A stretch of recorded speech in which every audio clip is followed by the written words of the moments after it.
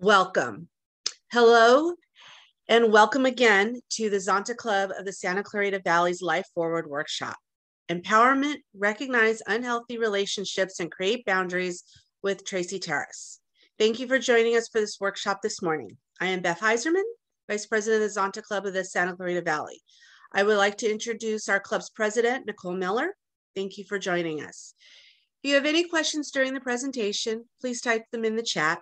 Please send any questions during the presentation to the submit questions here so that we can get to all of your questions. To make all of our guests comfortable today, while we record this workshop, we have privacy settings. Feel free to click on stop video to disable your camera. This presentation will be recorded live on Facebook and will be uploaded and available to view on our website. Please feel welcome to share this with your friends and family. We are requesting that everyone remain muted. It will only record the host. Please feel free to share our presentation with your friends and family. Please visit our past workshops on our website at scvzonta.org. And now I present Phyllis Walker, Chair of our Life Forward Committee. I would like to say welcome to everyone to this very important and informational Life Forward workshop, Empowerment, Recognize Unhealthy Relationships and Create Boundaries.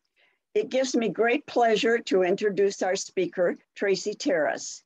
Tracy, a licensed marriage and family therapist, is president and owner of Healing the Mind and Spirit Incorporated, where she leads a team of counselors. Her group practice is located in Santa Clarita, providing psychotherapy services for couples, families, individuals, adolescents, and children, as well as coaching services that provide a variety of topics from creative blocks, nutritional problems, and women issues. She is a contract therapist for College of the Canyon Student Health and Wellness Center. As part of a team of therapists, she provides services to students. Tracy was president of the Santa Clarita Valley, California Association of Marriage and Family Therapists chapter and is now serving in the role of past president. She has contributed articles to the Signal newspaper and presented workshops for the city of Santa Clarita through the Seasons catalog. Now, Tracy, the stage is yours to share your expertise and help us learn about empowerment and how to recognize boundaries. Thank you, Phyllis, for that introduction. And thank you, Zonta ladies, for having me. And thank you, participants, for tuning in. I hope you get a lot from this presentation. I really put my heart in it as I was thinking about boundaries and empowering women in relationships. Okay. Oh, I'm having trouble moving the slides. Oh, wait, hold on. Let me try this one. Okay. So as Phyllis said, I'm Tracy Terrace, and I'm a local marriage and family therapist here in Santa Clarita. This is my contact information should you wish to reach out to me anytime after this presentation, and I'll put it up again at the end. Okay. So these are your course objectives for today. Learn what are personal and relationship boundaries. Identify different kinds of boundaries within a relationship. Gain tools to develop your own personal boundaries. Identify and address personal and relationship boundary violations. And learn how to honor yourself with self-care within your relationships. And so hopefully by the end of this presentation, these are some of the things you will learn. So let's talk about what are relational boundaries. They are what you say are okay and not okay within the relationship that you are in. Now, when you come to a relationship or any relationships that you are in, each person has a different idea of what is all right with them and what are their limits. And so when you are in relationship with someone, whether it's an intimate relationship, different kinds of intimate relationships, or any kind of relationship, it's important for you to communicate what are your limits so that the other person is aware. And it is equally important to understand what the other person's limits are so that you're not inadvertently violating someone else's boundaries. So typically, when people talk about boundaries, they think about what they will allow within the relationship and what they will not allow in the relationship, how much they will put up with and where they will draw the line in the sand. And that is an important part of boundaries, but it is a very small part of boundaries. The bigger parts of boundaries are what we are going to look at today. And so when I teach people about boundaries, it's more about being responsible for your own thoughts, words, feelings, behaviors, and resources. And by resources, I mean things like money, time, energy, and focus. And what that means is, yes, you are responsible for these areas, but good boundaries will also indicate that you understand that other people are responsible for theirs as well. Like you can't make anyone else think or feel anything or behave in a certain way. You can discuss with them what it is you want, but whether or not they do that, it's entirely up to them. So your boundaries are unique to you, and they often come from your family of origin and from the different experiences that you have had in life. So they're based on your values, and we'll talk about values later on in the presentation. And some of your boundaries might align with other people's, and then some are not. And in this presentation, I'm going to help you learn how to become familiar with what are your boundaries. So these are the different ways in which boundaries show up. We have some boundaries are rigid, and those are people that may have been hurt in a deep way or may have not been taught how to relate and interrelate with other people. And so some of the features of people with rigid boundaries, and as you're listening to some of these things, think of yourself and how you interact with others. And I try to identify whether these are some of the things that you engage in. And the way that people have boundaries, as you'll see, it shows up in different areas of life in different ways. So a person with rigid boundaries will often avoid being close with others. They may need help, but due to fear or stubbornness, they don't often ask for it. They have very few close relationships. There's a personality type that has few close relationships too, but they don't necessarily have rigid boundaries. But when your boundaries are rigid, you typically don't allow a lot of people in. They typically are very protective of themselves, not necessarily their boundaries, but themselves as a person and whatever it is they have that is theirs. Sometimes they show up detached in relationship, even though they're in relationship, they're relatively detached from the relationship, and they often engage in behaviors to avoid rejection, which is, the rest of these bullets: being detached, protective of self, and closed off. And then there are porous boundaries, and porous boundaries means that you don't have healthy guidelines in place. You can share too much information. You have difficulty saying no when asked for your resources or asked to participate in something. A person with porous boundaries can often be over-involved in other people's problems and other people's issues. They don't understand the concept of poor planning on your part does not constitute an does not constitute an emergency on my part. So they kind of come to the aid of people. Oops, I'm sorry. Hold on. They come to the aid of people over-involved in an over-involved manner. They depend on the opinions of others instead of identifying what their own are. They accept abuse and disrespect as sometimes they feel it is a part of love or a version of love. And then sometimes they'll comply out of rejection, out of fear of rejection, even though they don't want to. And so healthy boundaries will often value their own opinions, as well as other people. They don't necessarily compromise. They share appropriately, and they know their own wants and needs and can communicate them. And they are also able to accept when other people say no to them. So we're going to look at personal boundaries. There are different kinds of boundaries, personal boundaries. This is needed in order for you to develop healthy boundaries. These are some of the types of personal boundaries: physical, intellectual, emotional, sexual, material, and time. And we will look at each one of these separately.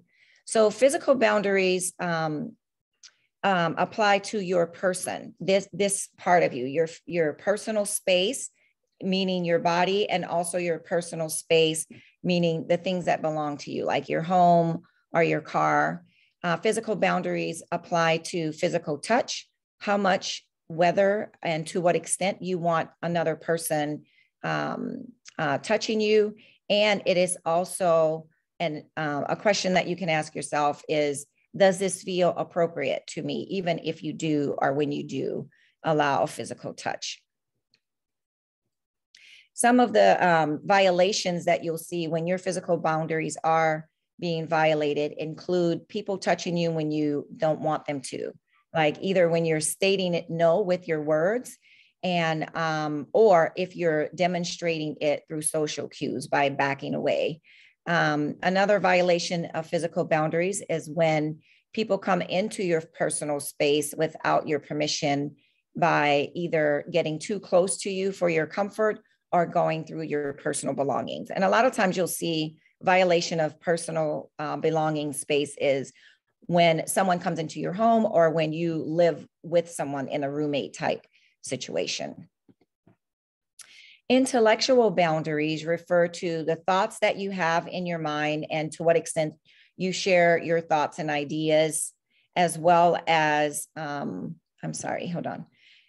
respecting the ideas of others. And what you'll learn is in having good boundaries, it's not 100% about what your boundaries are. It's also developing the ability to respect the privacy, the boundaries, and the space of other people. Intellectual boundaries also means being aware of appropriate topics, anything from religion or politics. You know, the holidays are coming up. People are going to be getting together with families. Read the room and, know the people, know your audience, know whether or not, if you bring up politics, is it going to devolve into an argument? And so having appropriate intellectual boundaries means having an awareness of topics that are appropriate in different settings. Some of the violations for intellectual boundary include being dismissive, and whether that's you're being dismissive of someone else or someone being dismissive of you, belittling your thoughts and ideas or the thoughts and ideas of others. And when you find that you are engaging in violations of other people's boundaries, just admit it, acknowledge it to yourself, and make an apology to the person with whom you are speaking or engaging, and then just do implement healthy boundaries going forward in the interaction. It's not about beating yourself up. It's just about self-awareness and then stopping and redirecting your behaviors. Emotional boundaries have to do with your feelings and being able to either communicate that in the moment if you feel comfortable or if you feel safe, knowing what personal information is okay for you to share. Like sometimes you may think it's okay for you to share any personal information when in actuality it's not. Learning how to read the other person and assess whether or not it's safe to share this kind of information is an important step in developing healthy emotional boundaries. And knowing what not to share is important as well. So the thing about knowing what not to share, you understand, developing an understanding that in a healthy relationship, you share information over time as the person proves through their interaction with you that they can be trusted. Sharing too much too soon is a violation of your own personal boundaries. And sometimes people share too much too soon as a way to rush along the intimacy component or rush along the relationship. But when you do that, you're not having healthy emotional boundaries. And even though the other person may not know what healthy emotional boundaries are, boundaries create an energy between people. And so people can pick up on whether or not you are being healthy with your boundaries. They may not be able to consciously name that, but in the back of their mind and on some level, they can pick up on it. And when you aren't a good caretaker of your boundaries, if you're in relationship with someone who is a boundary violator, they'll pick up on that and know that they can violate your boundaries and proceed to do so. These are some of the red flags of emotional boundary violations. If you're sharing your feelings, you're sharing a story of some sort, and instead of receiving it and being there for you or being a support, the person may criticize, belittle, or invalidate you. And then sometimes we do this in our own heads as well, criticize, belittle, and invalidate our own self and our own experience. So when that's happening, it's an emotional boundary violation. These are the aspects of sexual boundaries,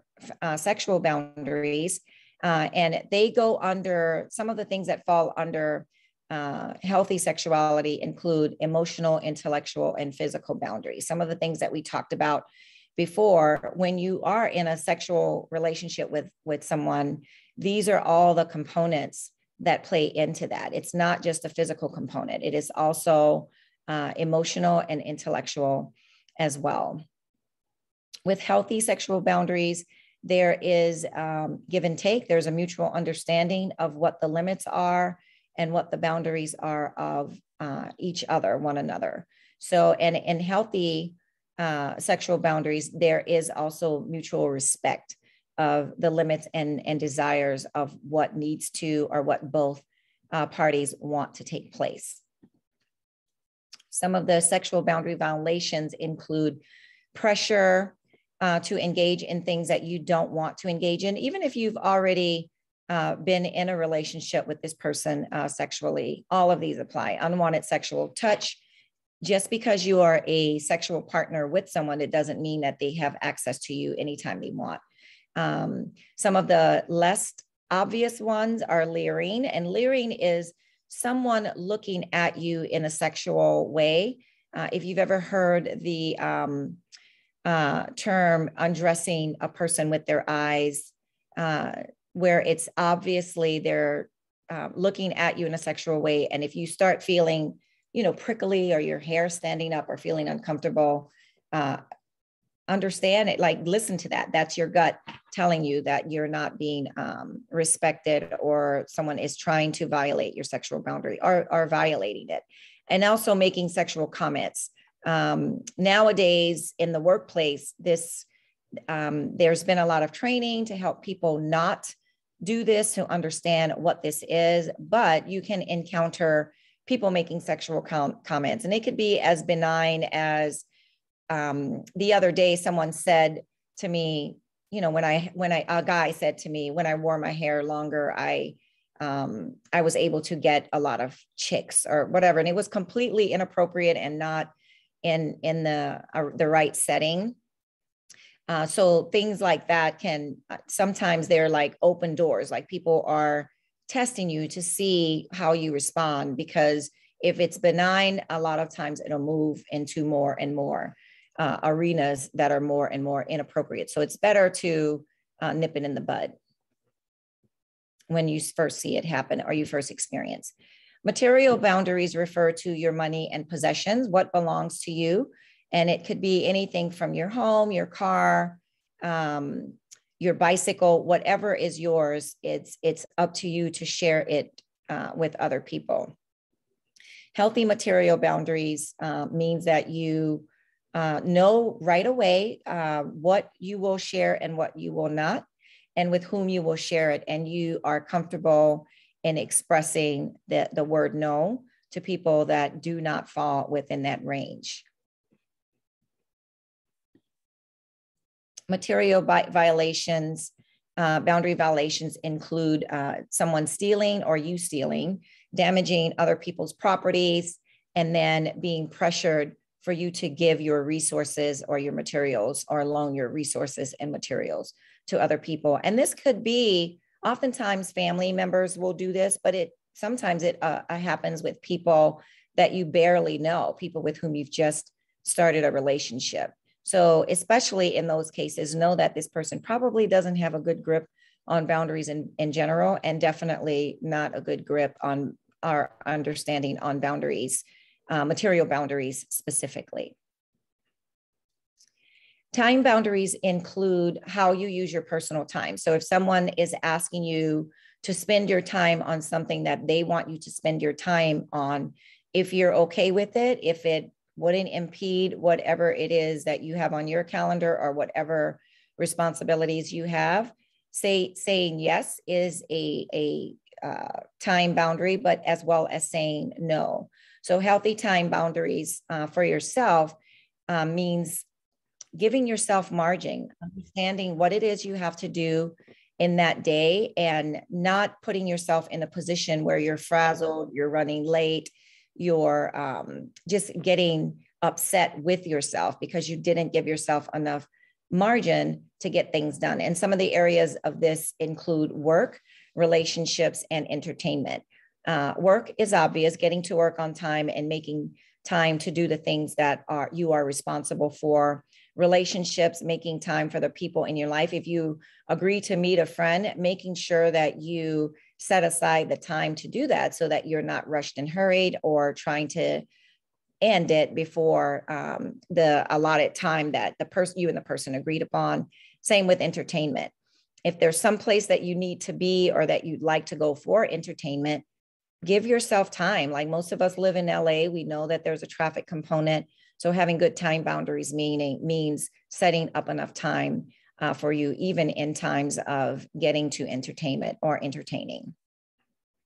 Time boundary violations include either someone demanding your time or you demanding that of others. Anyone who doesn't accept your no for an answer and pushes until you give in or until there's an argument. You never need to argue with anyone about your no. Let your no be final. You don't have to justify. You can, if you want to, you can give a reason why you're saying no. And sometimes that's helpful. But with someone who doesn't have good boundaries, even giving them a reason why you're saying no is not enough for them. You have to just be firm and then end the conversation. Guilting someone out is another time boundary violation. If you are someone you know is trying to make the other person feel guilty for not giving of his or her time, that's a violation. And then there's the passive aggressive pressuring, where you're saying one thing and meaning another, or you're giving examples of why this person should give in to your need, or the other person is saying things for you to give in to their need of your time. So we're going to look at values. Values are things that govern our behavior. And unless we know them, it's hard for us to set boundaries in some situations. Most of us know our values on a subconscious level. And so when you are living in congruence with your values, it's a great way to keep things like anxiety and depression at bay. When you have values and you are going against your values, what we call this in psychology is dissonance. And you are being incongruent with who you want to be and who you know yourself to be. And so that dissonance is the tension resulting from the clash of two disharmonious elements. That's how Webster defines dissonance. And so some of the symptoms of dissonance when you are experiencing that may include depression and anxiety, not living your life to the full, not being able to make decisions, feeling strained or chaotic in your relationships and in your environment, and having an inability to regulate your emotions.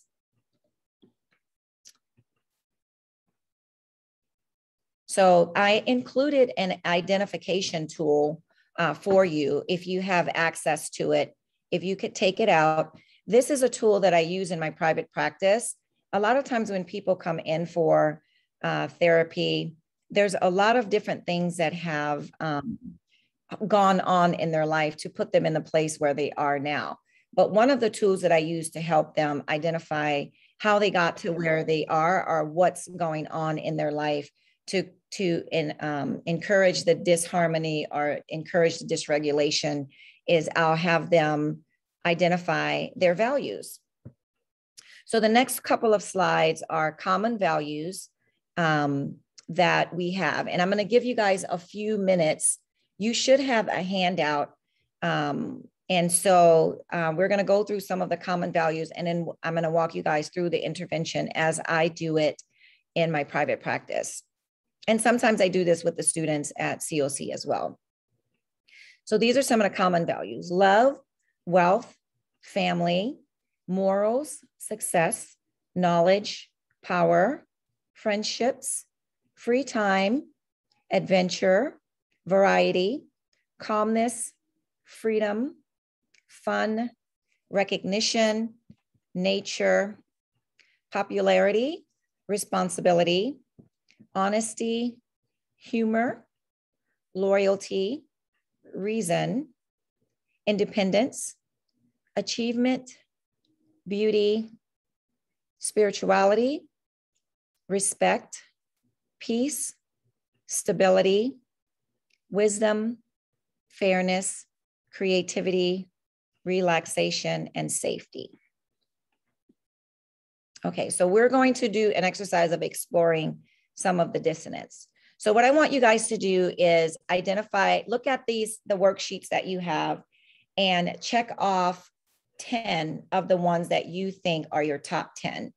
And then we're going to explore behaviors that are congruent with those 10 values, and then explore behaviors that are incongruent. And so by congruency, I mean, if I have a value of family, spending time with my family, but I keep accepting longer hours at work or working overtime, then my behavior is incongruent with my value. It doesn't match up to my value.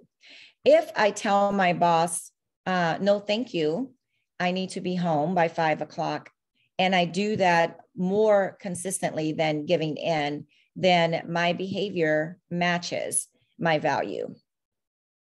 So usually what I do is I'll discuss, when I do this with clients in session, I discuss it in a non-judgmental way. Like we're exploring what are the things that you are doing that match up to this value that you've named, and what are some of the things that you are doing that you know does not match up. And then we explore how it's working for the person. So what I want you guys to do is take a couple of minutes to check off your top 10 values, and then raise your hand if you want to explore with me how this works. And so so I'll walk you guys through it to show you how you would do this on your own. So Nicole will allow each person, I want to do one or two so that we can all see how it works. So raise your hand when you're ready if you want to volunteer.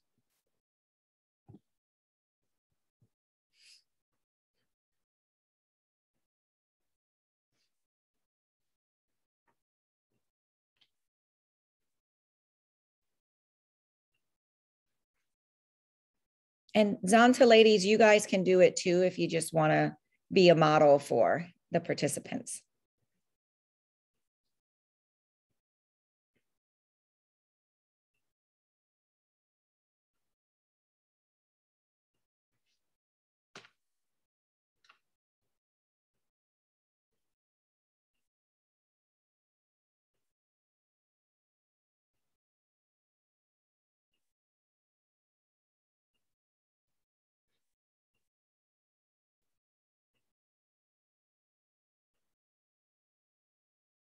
One of the things you can do after you check off the values is name them 1 through 10, with 1 being the most important or the highest value that you have.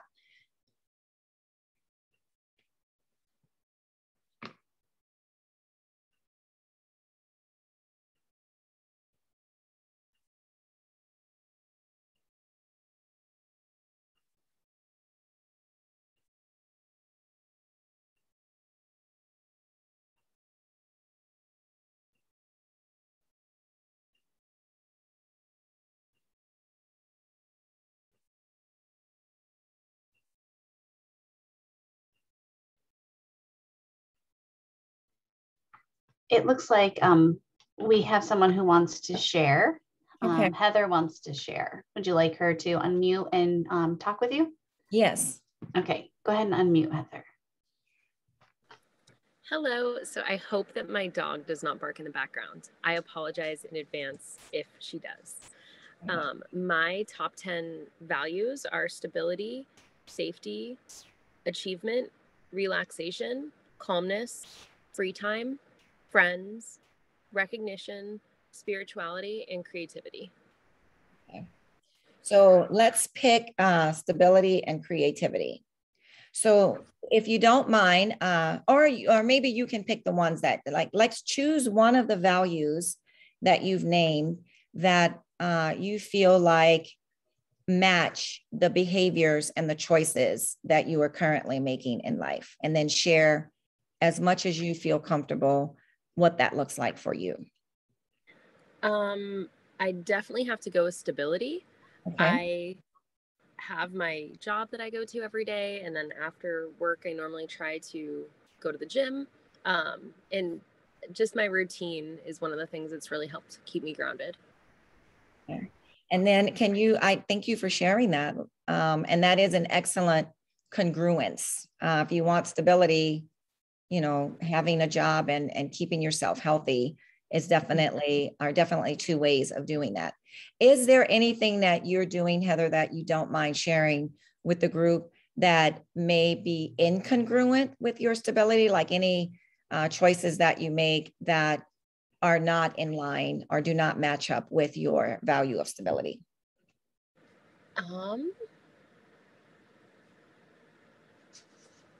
No, not that I can think of, to be honest. I'm sorry. Maybe I'm not the greatest participant. No, that's a good thing. Okay. So can you look at your values list and choose one that you're not being congruent with? You're making choices that do not line up with your value of name. Yes. Free time is definitely one of those. So what does that look like behaviorally and when you're making choices? So I'm a pretty spontaneous person. So like on the weekends, I don't have my job. I don't have work. So I tend to think, okay, I'm going to finally relax this weekend. And then I end up just filling my schedule with hanging out with friends or just other things. So I think sometimes it would be helpful for me if I make sure that I do not, that I respect my desire and my value of free time. Okay, excellent. Yeah, and some of the ways that you can do that is scheduling in that free time or that self-care time for you, and also using no, the word no, when your friends are asking you, explore within yourself whether this is something you really want to do or not, and then give your answer accordingly. Perfect. Thank you so much, Tracy. You're welcome. Thanks for volunteering. Anyone else?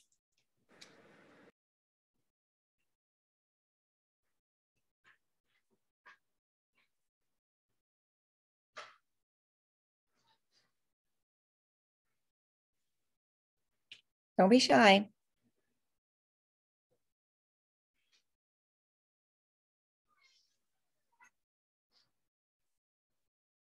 So I'll volunteer.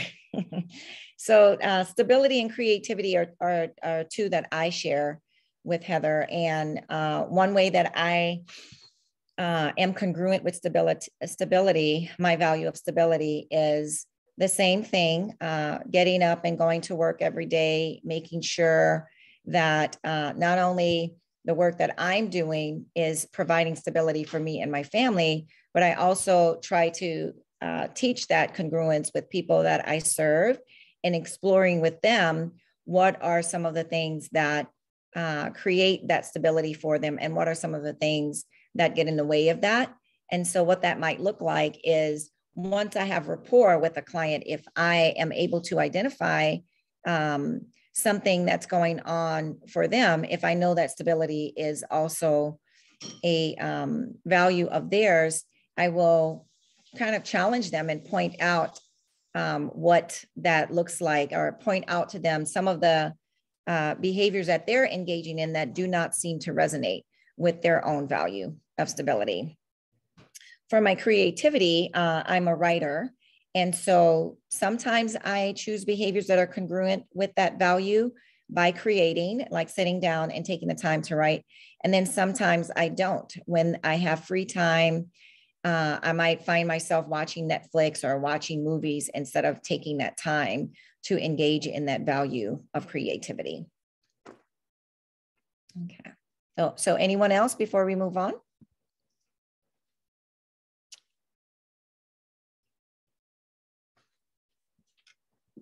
We're good, Nicole? I don't see anyone else raising their hand. Okay. All right. So another tool that I use for understanding boundaries, sometimes music is something that can help you identify thoughts and feelings that you're not aware that you have. And so I'm going to, there's another handout that you guys have. I'm just a little bit caught. There's another handout that you have that has lyrics on it.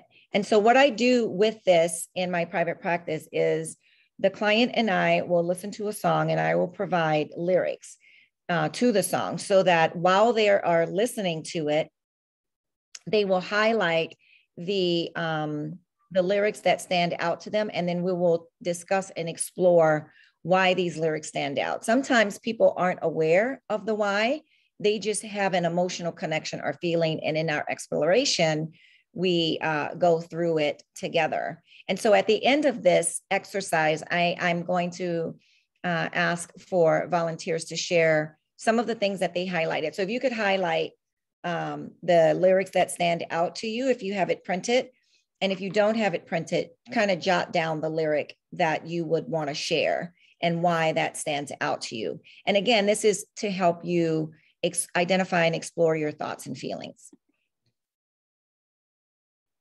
And this is from the movie Moneyball. I'm just a little bit caught in the middle. Life is a maze and love is a riddle. I don't know where to go, can't do it alone. I've tried and I don't know why. Slow it down, make it stop, or else my heart is going to pop. Cause it's too much, yeah, it's a lot to be something I'm not. I'm full out of love, cause I just can't get enough. Yeah, I'm just a little bit caught in the middle. Life is a maze and love is a riddle. I don't know where to go, can't do it alone. I've tried and I don't know why. I'm just a little girl lost in the moment. I'm so scared, but I don't show it. I can't figure it out, it's bringing me down. I know I've got to let it go and just enjoy the show. The sun is hot in the sky, just like a giant spotlight. The people follow the signs and synchronize in time. It's a joke, nobody knows they got a ticket to the show. Yeah, I'm just a little bit caught in the middle. Life is a maze and love is a riddle. I don't know where to go, can't do it alone. I've tried and I don't know why. I'm just a little girl lost in the moment. I'm so scared, but I don't show it. I can't figure it out, it's bringing me down. I know I've got to let it go and just enjoy the show. Oh, just enjoy the show. Oh, I'm just a little bit caught in the middle. Life is a maze and love is a riddle. I don't know where to go, can't do it alone. I've tried and I don't know why. I'm just a little girl lost in the moment. I'm so scared, but I show and I can't figure it out. It's bringing me down, I know. I've got to let it go and just enjoy the show. Dum-de-dum, da-dum-de-dum. Just enjoy the show. Da-dum-de-dum, da-dum-de-dum. Just enjoy the show. I want my money back. I want my money back. I want my money back. Just enjoy the show. I want my money back. I want my money back. I want my money back. Just enjoy the show. Okay. Okay. So I'll share a little bit. Several of the lyrics stood out to me, and but the one I'll talk about is "I Want My Money Back." Sometimes I can feel that way, like I've put in time for something, and then it seems to come to naught, or it seems, to not come out the way I want, and I just want my time and energy back. And when I feel that way, for me, it's good to express that to someone that I care about and who cares about me. And they help me to understand that, anything that you put your heart into, it's never a waste of time. Even if, you don't get the results that you want right away, it's all seeds. It's all seeds that you've planted, and people will benefit from it. And you may never even know that they've benefited from it. So that's a struggle that I can have, like I put time into something or whatever, and then feel like, oh, it didn't work out. But oftentimes it does. And it sometimes work out where I don't even see it, but the person has benefited from it. So if you want to share what you highlighted or what stood out to you, raise your hand. And Nicole will let you in.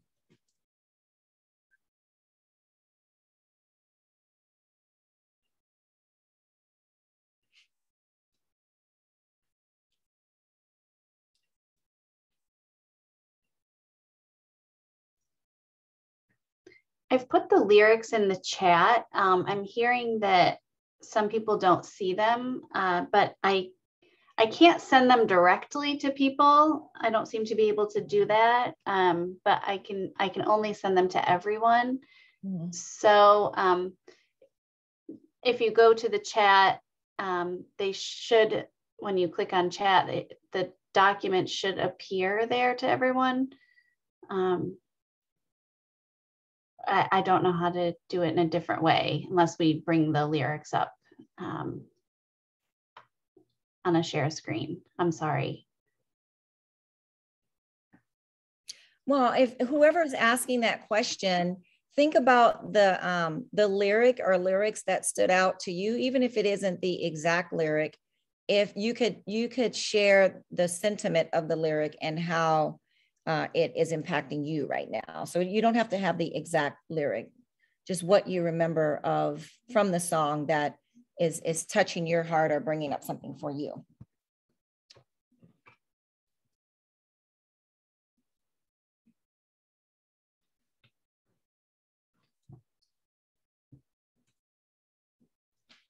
Phyllis, you're muted. Sorry. The thing that touched me most was the part where it says, I know I've got to let it go and just enjoy the show.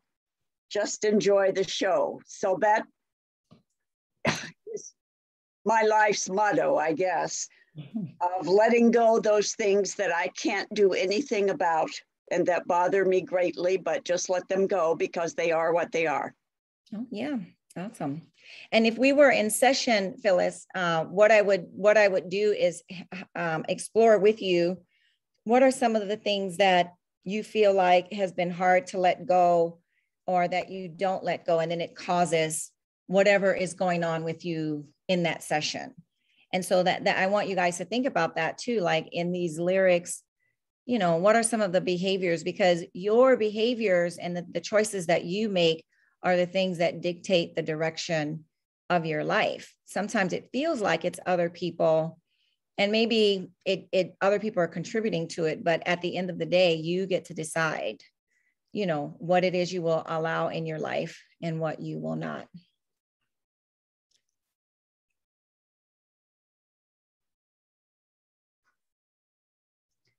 We have a comment in the chat. It's helpful information.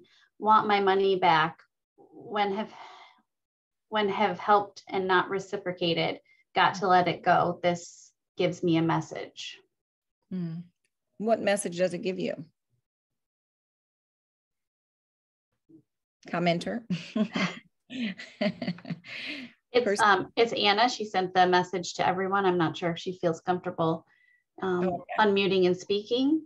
Yeah, only if you feel comfortable. This is a show about, a thing about boundaries. Okay.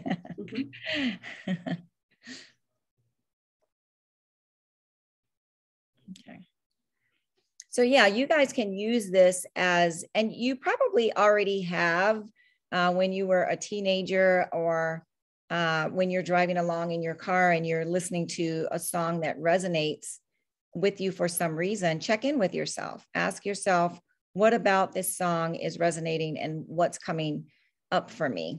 Because when we're clear on our own thoughts and feelings, we can communicate those to others. When we're not clear, it makes for communication. It makes for difficult communication. Okay. All right. So if you've ever heard the saying, it's from the play Hamlet, to thine own self be true.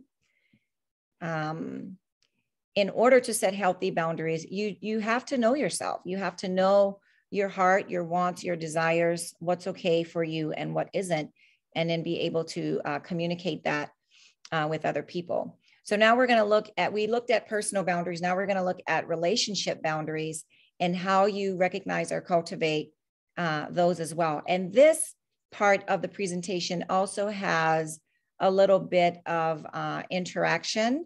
So if there's anyone who's feeling prompted, don't be afraid to share. Again, no pressure. But what's going to happen is I'm going to teach you guys about how to recognize and develop relationship boundaries. But there's a section where you're going to put into practice what it is you're learning right now. Okay, so some of the components. Oh, go ahead. Excuse me, Tracy, I'm sorry. We have a follow-up from the prior, from Anna. She said that it realized that it teaches her ways to survive in her journey, positive. And she said that she's also learning about Zooming. And I see that she does have her video on, so I'm unsure if she wants to speak. Would you like to speak, Anna, to the prior? You're muted. Oh boy, what an experience. Oh, there you go. Okay. There we go. Hi, Anna, thank you. Hi, it's nice seeing you all from a distance because I'm living in Ventura County, but I still connect to the Zonta and Santa Clarita. You're very helpful, have been there for me all my life. And I really like this session, and it's so true about healthy relationships. Some of them are healthy and some we have to set boundaries, and that makes it easier on our lives. Mm-hmm. Yeah, thank you for sharing that and for coming on. Yeah, thanks. Mm-hmm. You're welcome. These are the components of healthy relationships. Assertive communication is of the utmost priority. And by assertive communication, what that means is identifying what you want and stating it in a direct but respectful manner. And direct means not beating around the bush, not being afraid, and simply stating what it is you want. And I chose assertive communication as a component because it is, but also because there are other types of communication that create unhealthy boundaries or that do not allow boundaries to form. And those are being passive aggressive, where you say one thing but mean another, or you're expecting the other person to read your mind, or expecting the other person to do something that you have not communicated or requested. Another component is active and reflective listening, and they are exactly what they sound like. Active listening refers to your decision to actively listen to whatever is being communicated, whatever the other person is saying. And it means that you're not coming up with a rebuttal or a response, an excuse. You're not making a judgment. You're not landing on one area or one thing that the person has said and waiting for your turn to just jump in on that. Aggressive communication is pushing and shoving, yelling and screaming, or cussing someone. And then passive communication has more to do with you're always right, I'm always wrong, woe is me. Reflective listening refers to your ability to reflect back what you heard. And if you are actively listening, you can do that.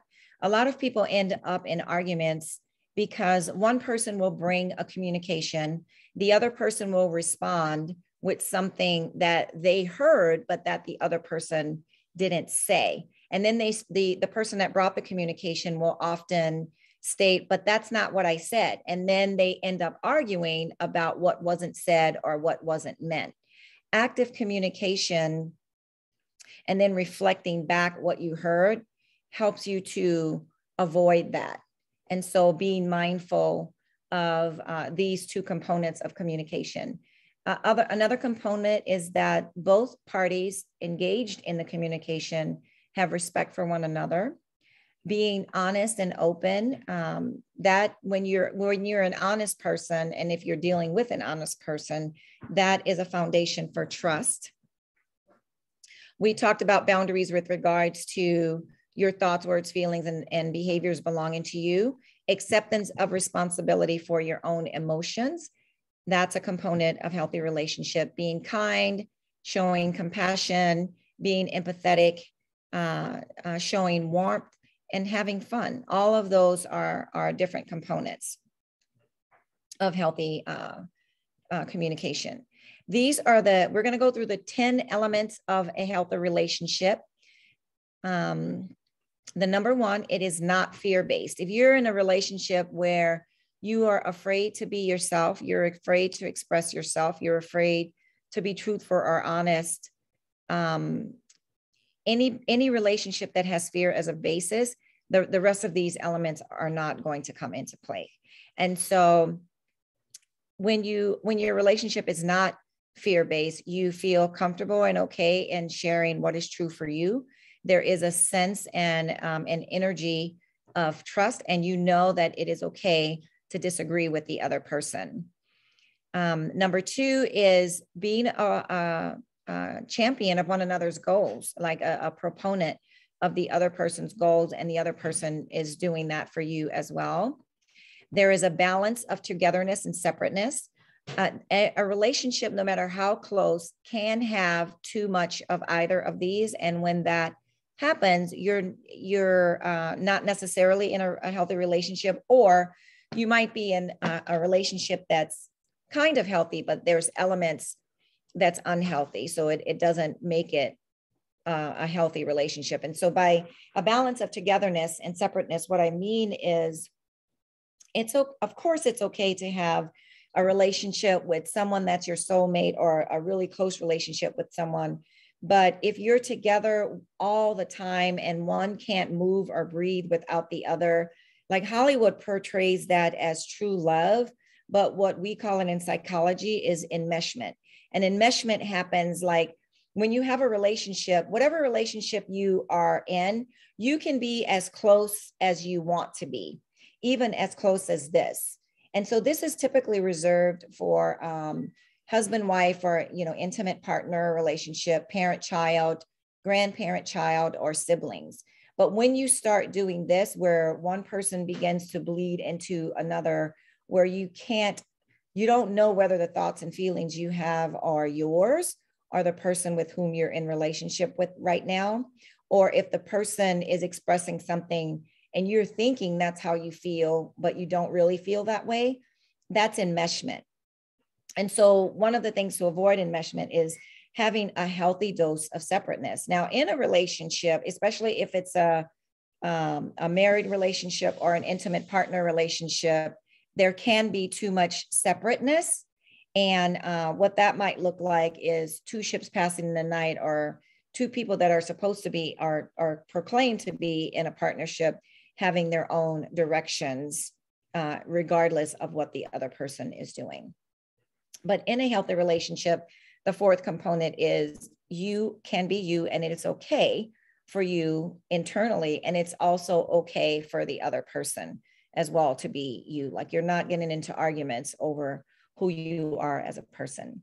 The purpose of communication is to understand and convey information, and in a healthy relationship that is able to happen in a way that flows. It doesn't always flow simply or easily, but in a healthy relationship, you figure out how to get there. Attempts to resolve conflict in an unhealthy relationship, there could be all kinds of conflict, but everything is swept under the rug or put on the back shelf, only to come out in explosions later. When you have a healthy relationship, you at least attempt to resolve the conflict, and you make space for one another to do that. In a healthy relationship, it's okay to have outside friends. Many people that are in an intimate relationship might have a boundary where, opposite sex friends are okay or not okay, or friends of the opposite sex are okay as long as it's in a relationship. But that's up to you and your partner to decide and land on. But whatever you land on, you may have to talk about that here and there, like especially for same-sex relationships. As far as outside relationships, if you're the female in the partnership and you have other female friendships, if your partner is trying to get in the way of you having friendships outside of the intimate partner relationship, that's a sign that there's some unhealthy elements going on. In a healthy relationship, you will feel respected, and you will also give respect. And in a healthy relationship, there's an understanding that there's more than one type of intimacy. Some people think of intimacy as sexual, and that is a form of intimacy, but other forms of intimacy include sharing your heart's desires, having communication where you communicate your goals and dreams, sitting together in the room together, or walking together with or without conversation, touching, supporting in all the different ways of support. All of those are forms of intimacy. So if you have a partner and the only time you are exchanging intimacy is in a sexual way, that's not 100% healthy. And in a healthy relationship, there's a sense of teamwork. Teamwork with regards to whatever are the elements of your house, of your life, whether it's your household, whether it's work, whether it's kids, whether it's goals and aspirations, whatever it is, you feel like you're contributing, and that which you are contributing is appreciated and accepted, and you are able to appreciate and accept the contribution of your partner or whoever you're in a relationship with. So in order to develop healthy relationship boundaries, you have to pay attention. And so what I mean by that is people will often show you who they are if you're watching and taking in the information, and they'll tell you who you are if you're listening. A lot of people will get into unhealthy relationships and be shocked by the behaviors that their partner or friend are exhibiting, or be shocked by the things that they are saying. But if in the beginning of developing a relationship, you're paying attention, people will often tell you, but sometimes we're so hungry for connection that we ignore the pink and red flags that are before us. So this is a part that's interactive. First, I'm going to teach you the elements, and then we're going to try to see if we can come up with the answers that will be required.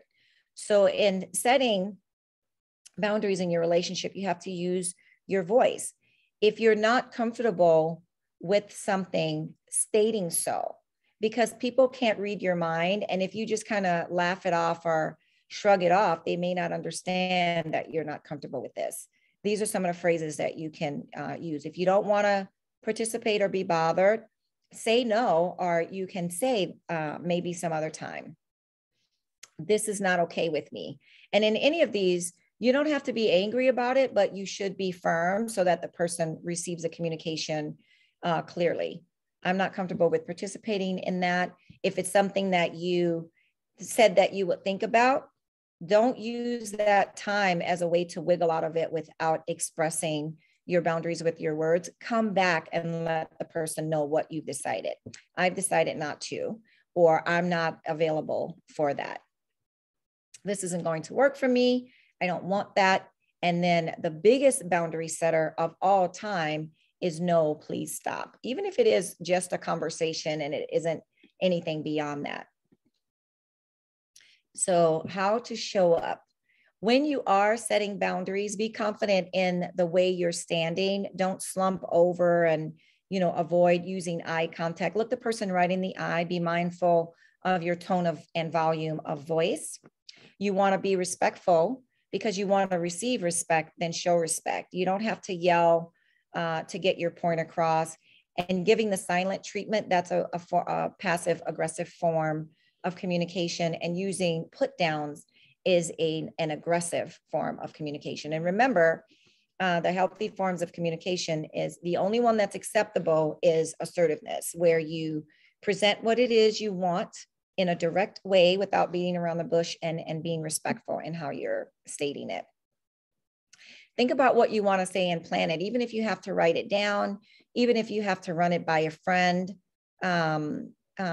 Be prepared for what it is you want to say so that you can stand your ground. Be willing to compromise when it's appropriate and when it feels right for you. So what that means is once you've presented whatever it is you want to present, you want to listen and consider what the other person is saying.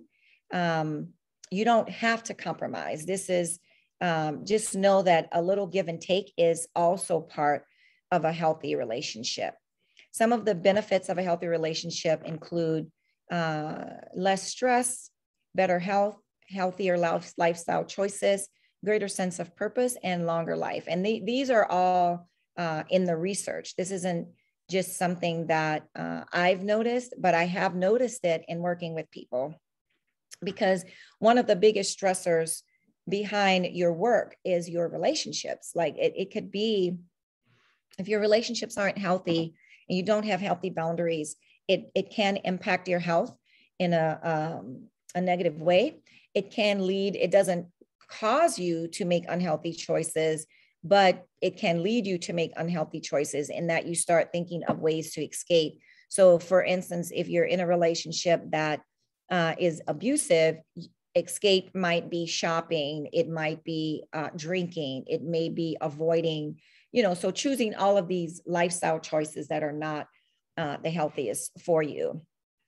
And when you're in a healthy relationship, you have space, mental space and energy to engage in things that are purposeful and meaningful to you, rather than constantly withdrawing or avoiding or putting out fires or being in arguments. And all of these things, the research shows, can lead to a longer life because it's a healthier life. So here are some of the examples. So I'm going to use these I'm going to show you guys these examples, and then we're going to do the interactive part. So this is a situation. You notice your roommate has been borrowing your clothes without asking. You never said this was okay, and you don't want them doing this. So a healthy response would be, I'd like to have access to my belongings whenever I want. If you use them without asking, I can't have that access if I happen to need them when you have them.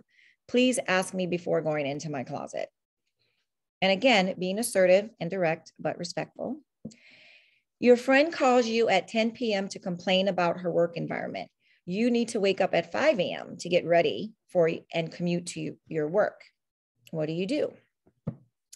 You can say, I can tell you are having a hard time. That acknowledges, her distress. I'd like to talk with you about it. That acknowledges that you want to be there for her, but I have to get ready early or get up really early. Maybe we can discuss this tomorrow. So that sets the boundary that although you consider what she is going through important, it's also important for you to be able to be rested so that you can get to work, because there's people there that's depending on you.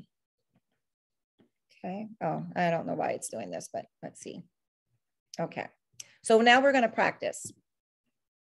So what I'm going to do is read the situation, and I want you guys, if you feel up to it, based on, and let me let you look at the ones before.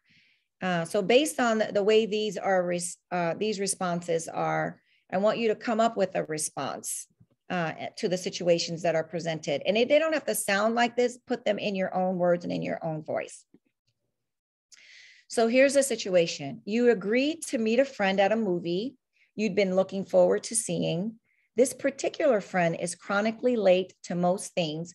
What would you do to set good boundaries?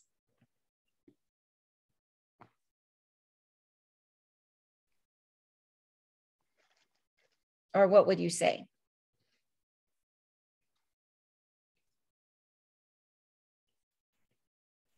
Anyone want to take a shot?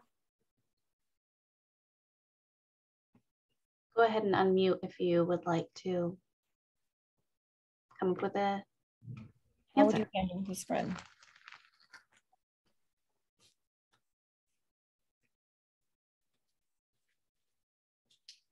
Zonta ladies, you guys want to try? Sure, I'll try. Something about letting the friend know that, you know, I'm really excited to see this movie, and I will, you know, go right into the movie and save us seats and text you where I'm going to be sitting. Yeah. Something like that. Yeah, that's perfect. And that's when I was a single mom, I had a roommate who was also a single mom who was chronically late for things. And I would get frustrated and irritated every time we were late for something. So I started telling her, if you want to ride together, this is the time I'm leaving. But if you're not ready to leave at this time, we're going to have to go in separate cars.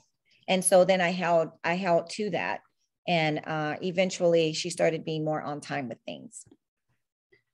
We have another response to that same situation, potentially not to agree to meet up without their assurance that they would be there and not flake on the situation. Yeah. And then we also have a comment that someone has struggles like this, and she pulls away from them. What do you mean? What does she mean? When someone has that struggle, she pulls away. Okay. Yeah. Yeah. Okay. Yeah. Very good. Yeah. All those are very good. So another situation, a guy friend asks you on a date. You know, his interest in you is more than friendship. You don't want to hurt his feelings, but you also know that going with him may send the wrong message. How would you respond?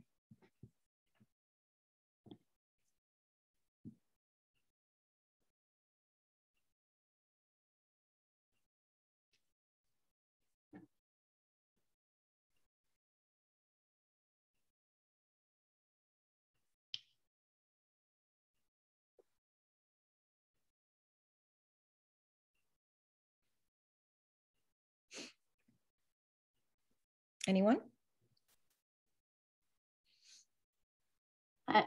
Go ahead. Someone in the chat says, I would say I would like to hang out as friends. Is that okay? Yes. Mm-hmm. Yeah. And guys get that. They know once they're in the friend zone and you reiterate that they're in the friend zone, they get that. And their feelings might be hurt, but you're not responsible for other people's feelings. However, someone is taking in information that you're sharing, you're not responsible for that. You are responsible for the words you choose and your tone of voice. Another comment is to say, let's go out as a group.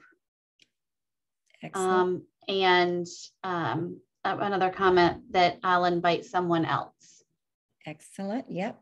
Because all of that sends the message if you don't feel comfortable saying, you just want to be friends. And sometimes even if some people are uncomfortable saying that because they don't want to assume that that's what he means. So all of these are good answers for setting a boundary.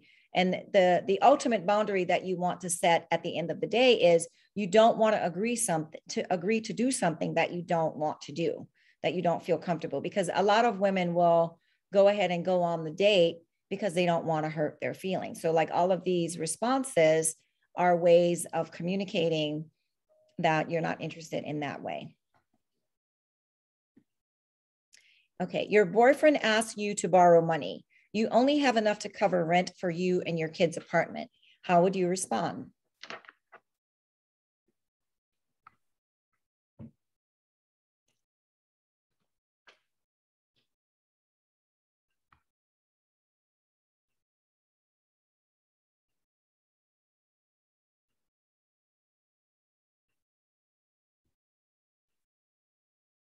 I know it takes some time to type in the chat. So if you do feel comfortable unmuting, you're welcome to do that. Mm-hmm. Or raise your hand to let her know that you're typing in the chat. Mm-hmm.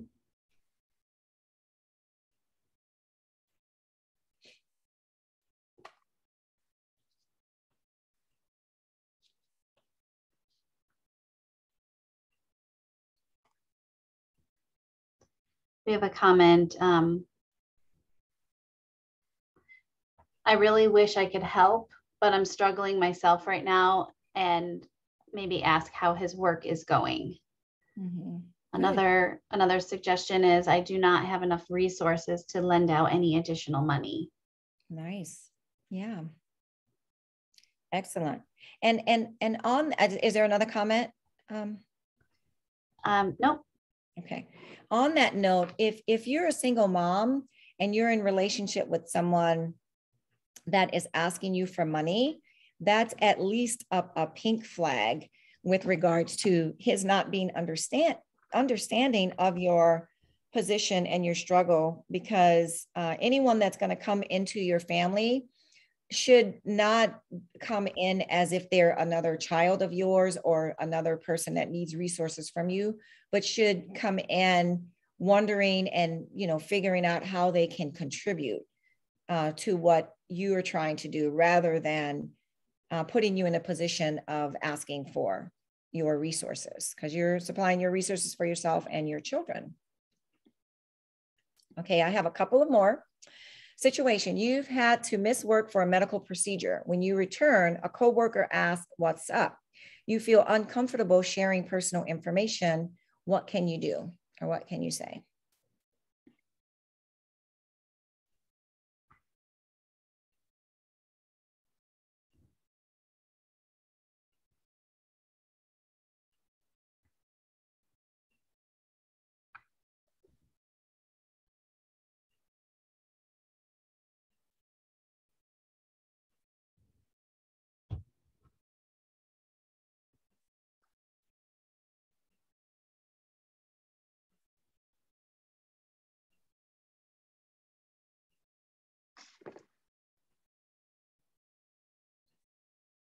Your health is a really one of the huge boundaries that you have, and you never have to share your information that you don't want to with other people. So even saying something like, you know, it was, I don't feel comfortable sharing that, or don't worry, I'm fine, like finding a way to answer the question, but also give the communication that you're not comfortable with it. In some work situations, you can't avoid that if it's an HR. Like when my younger sister had a stroke and I went out to take care of her, I had to take some leave, and there were people wanting to give me some of their vacation days so that I could have as much time. I think she needed like 3 weeks or something like that.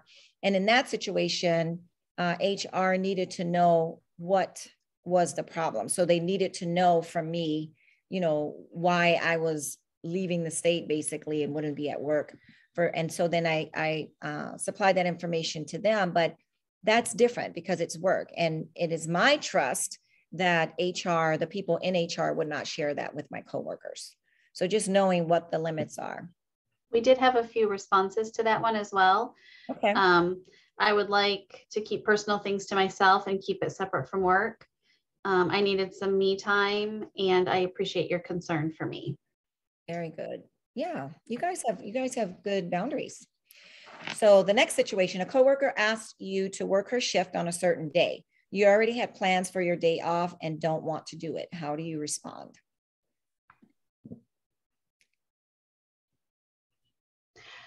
I have a quick one. No. No, thank you. Yes.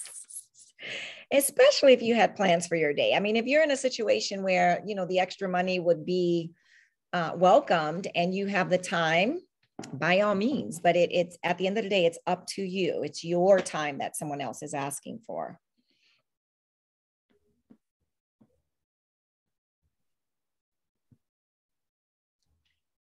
Sorry, already have set plans. Yeah, exactly.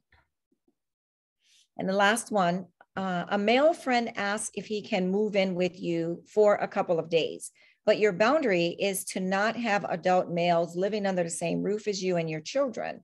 How do you respond? Even if it's not a boyfriend, just a male friend, or even if it's a male relative, and this is your boundary.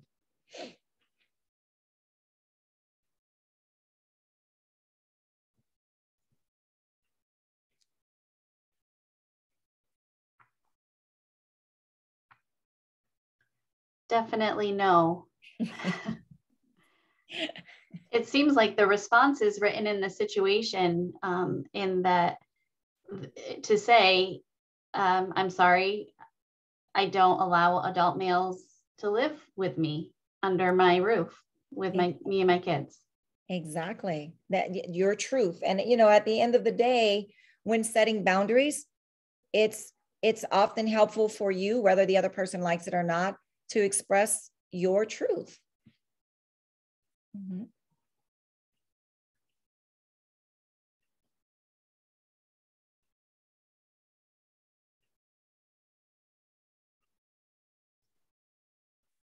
Okay. We did have one more comment that I had a friend do that and he overstayed his welcome. And after that, I just said, I'm not comfortable with any roommate. Yes, that's excellent too. Yeah, because you've got your own thing going on. You've got your own schedule and your own groove of how you get things done within your household with your children, or even if you don't have children. And even if you don't have children and someone wants to move in with you and sleep on your couch, or if you have an extra room, at the end of the day, it's what is best for you and what you feel comfortable with.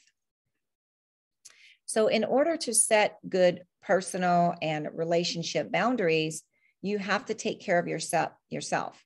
I used to read this, I guess maybe he's a philosopher, Henry Nouwen. And in grad school, they had us reading him a lot of times. And one of the things that stood out to me from one of his books is the concept that you cannot serve from an empty cup. If someone is coming to you for water or for care, if you don't have that within yourself, you have nothing to give. And unfortunately, as women, we serve from empty cups all the time. And what ends up happening is we end up feeling stressed out, bone dry, and dragged, through the ringer. But these are some things that you can do to make sure that you are taking care of yourself. Not only getting enough sleep and exercise, but trying to go to bed and wake up at the same time every day, even on the weekends. That's one of the tips that I give to people that are dealing with depression. One of the first lines of defense is something called biorhythm therapy, where you set your biorhythms up. And the first thing that you need to do is go to bed and wake up at the same time. Like if you sleep in a little later on weekends, try not to let it be any more than an hour and a half to 2 hours. So if you normally get up at 6 a.m.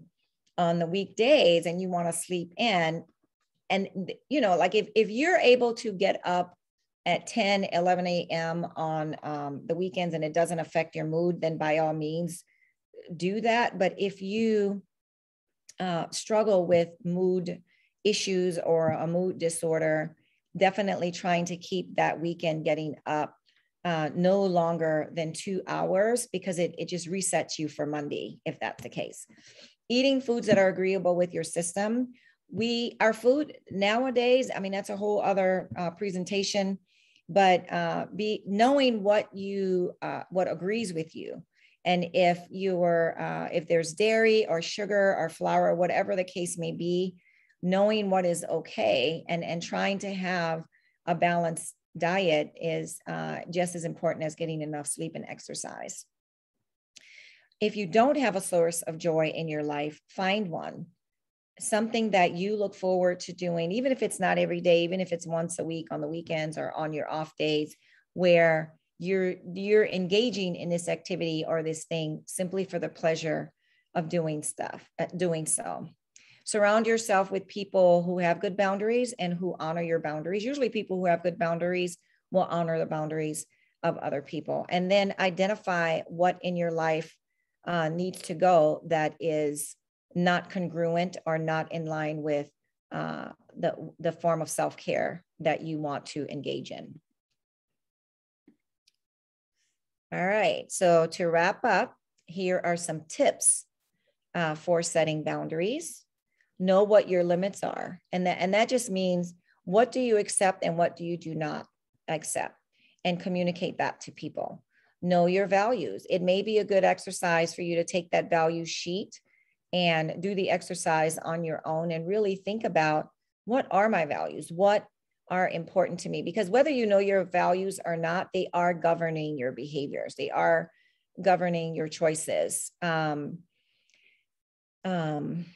Another reason for knowing your values is you can consider them when you're coming up with answers for things that people want you to do. Honor your emotions. You have a gut for reasons. You know, like our feelings are, there's this, how does this saying go? Feelings are indicators, not dictators. Like if you're feeling angry, that's an indication that there's something that you need to address. If you are responding in your anger, then your anger is dictating your response. You don't want that. And for any emotion, you want to use it as an indicator of something you need to address and not necessarily respond through them. Respect yourself.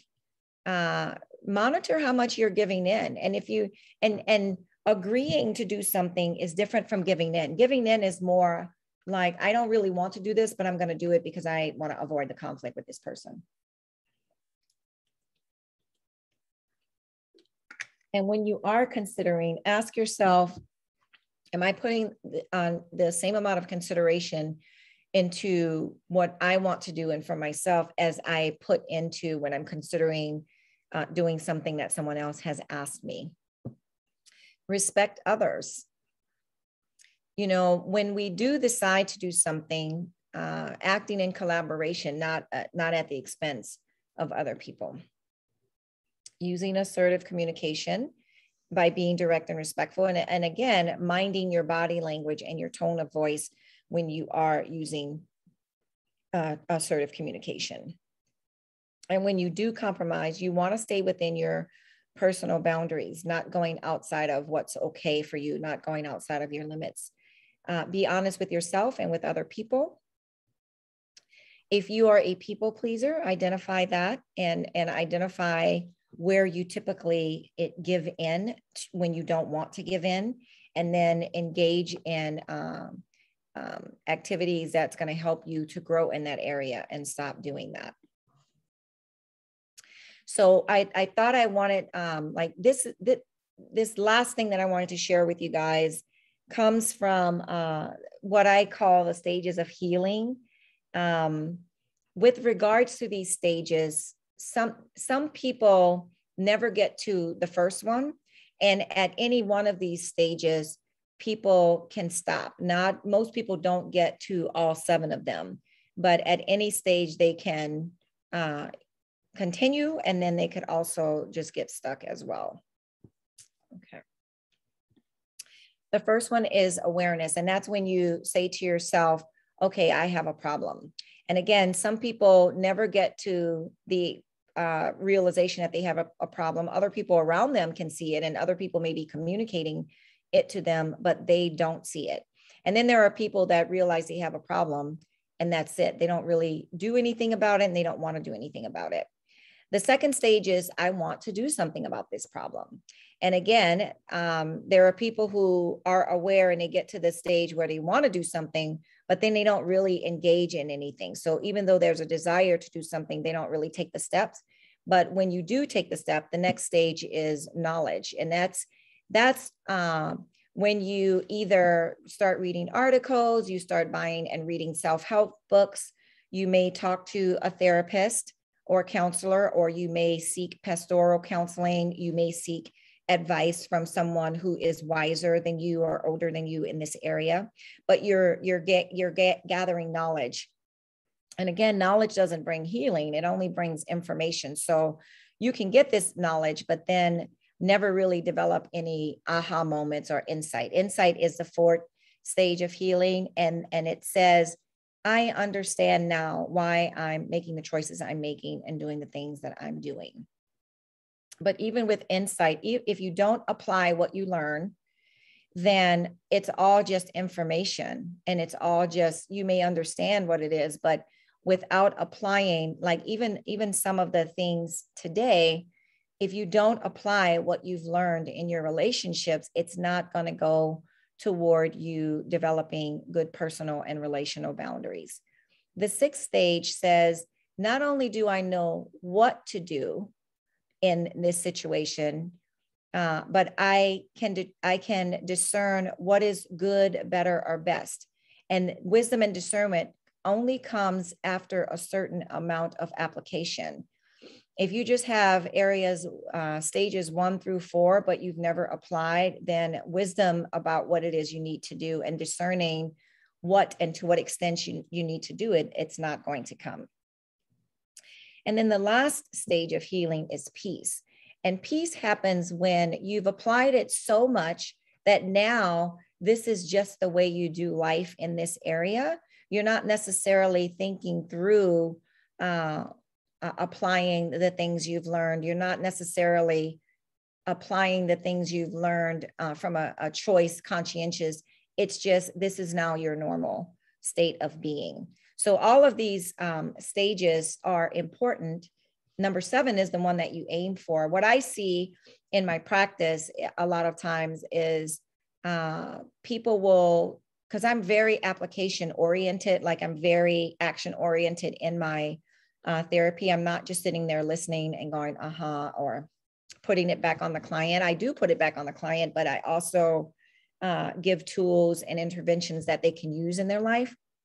And so what I notice is sometimes people will go through and get to 6, and sometimes they'll go and get through 7, but a lot of people stop at application because they'll apply it and then they'll feel better and then they stop. And so what we call that in psychology is a rush to wellness, meaning that, yeah, you have the tools to do and be better and you apply them, but you're not applying them long enough in order for it to take root in your life. And so you might discontinue therapy because you're seeing some fruit of the application here and there in your life, but it hasn't set yet. And so sometimes people will terminate in therapy before they get to that point. You don't have to necessarily get to peace in order to terminate, and you can terminate at application as long as you continue to apply it on your own. It's kind of like when people have to take medication for depression. The moment they start feeling better, the moment the mood lifts, they stop taking the medication before it has had a chance to restructure whatever neurochemicals in their brain needs to be restructured. And then guess what? After a few weeks or maybe even a couple of months, the depressive symptoms will appear, will return. So are there any questions? Raise your hand so that Nicole can call on you.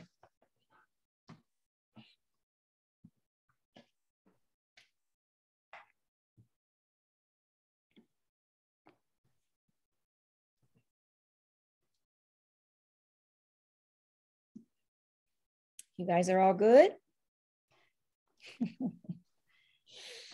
We have some thank yous for you. Thank you so much for all the information. I truly appreciate it. And I can't wait to apply everything I've learned. Awesome. You're welcome. My pleasure.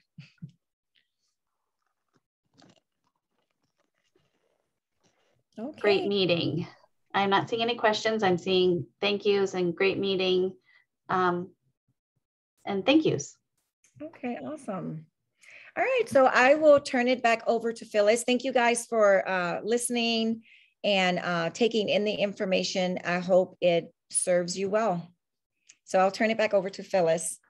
Well, thank you so much, Tracy, for sharing the ways to better understand ourselves and relationships and our lives. You're welcome. What a workshop. So now I would like to say, mark your calendars, because our next Life Forward workshop is scheduled for Saturday, November the 13th from 10 to 11:15 a.m. The title is Holiday Success. Relax and enjoy the holidays as an individual and parent. presented by Tosca Scepter, will help us create holiday experiences that last a lifetime. Thanks to everyone for joining us. Check our website, zontascv.org Life Forward Workshop page. Previous workshop recordings are available there, and this workshop will be posted within a week. So you have a great day, and thank you again. Phyllis, may I share my screen one more time so I could put up my, Surely. yeah. So if you guys want to reach out, here is you could take a picture of this for my contact information. If you want to reach out, or if you felt too shy to ask any questions, I'll be available for questions on this presentation for the next week, but then after that. So see, I just set a boundary. All right, thanks for coming in, everyone. And thank you again. You're welcome. You're welcome. Take care. Thanks for having me. Bye-bye.